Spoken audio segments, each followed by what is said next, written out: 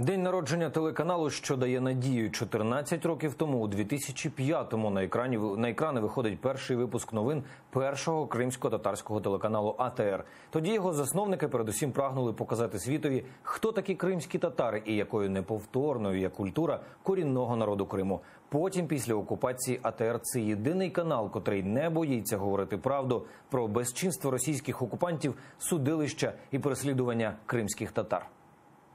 12 випусків новин, ранкові і вечірні ток-шоу українською та кримсько-татарською і цілодобове мовлення. У такому ритмі сьогодні працює АТР. Геть інакше виглядав наш телеканал 14 років тому. Двогодинний ефір і лише один випуск новин. Ленор Іслямов, один із засновників, а нині генеральний директор телеканалу, розповідає, саме завдяки АТР тоді, у далекому 2005-му, увесь світ дізнався, хто такі кримські татари, почув їхню неповторну «Ей, Гузель Крим» і насолодився красою Хайтарми. Из подпольного такого всего, культурного такого вот этого пласта, когда мы его расконсервировали и фактически влили туда финансирование в это все, это просто как огненный такой вот луч из подземелья, вот так вот все это рвануло, и все это на спутник, через спутник транслировалось на весь мир. И все увидели, что, оказывается, у крымских татар красивые женщины, красиво поют, красивейшие стихи.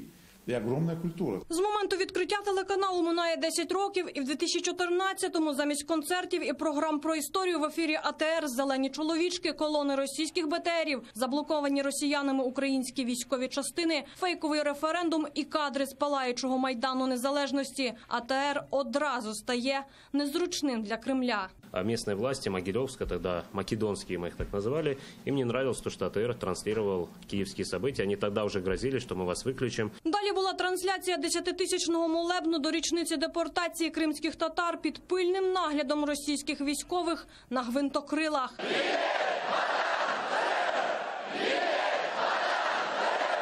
І того ж дня чорна мітка від окупантів. Трансляція мітингу на телеканалі – це, виявляється, екстремізм. В тот день или ФСБ, Роскомнадзор, кто-то дал предупреждение и генеральному директору, и главному редактору предостережение о недопущении экстремистской деятельности. После этого им сказали, что или же вы выключаете трансляцию этого митинга, или же канал вообще перестанет существовать. Уже через рік після окупації АТР таки поплатився за свою чесність. 26 січня на канал приходять із обшуком десятки озброєних людей у масках. Они давали нам работать, сказали сидеть на своих рабочих местах, не прикасаться к компьютерам, не отправлять ничего, никому ничего не писать, просто сидели, наблюдали за нами. И несколько человек находились в АСБ, следили за эфиром. Через 3 місяці після обшуку колектив телеканалу рахує останні секунди свого мовлення у Криму. На вулиці сотні вдячних глядачів. Вони тут, щоб попрощатися з улюбленим телеканалом. Ми вам не говоримо «до свидання», до завтра. Облави, сфабриковані справи проти кримських татар, несправедливі вироки і переслідування. Про все це АТР продовжив говорити правду навіть після вигнання з Криму, хоч легко не було. Голова Меджлісу Рефат Чубаров пригадує, тут, у Києві, АТР довелося відбудовувати з нуля. Найбільшою цінністю були люди. Переїзд вимушений, евакуація, я би сказав, телеканалу з Криму, вона видалася дуже тяжкою, важкою. Те, що відчувалося одразу з перших місяців, коли телеканал запускався по-новому вже на материковій Україні, з Києву, це була потреба створювати новий колектив з тими, хто зміг евакуюватися з Криму, додати до них нових людей, щоб вони прониклися ідеєю АТРу, щоб вони відповідали тим завданням, цілям.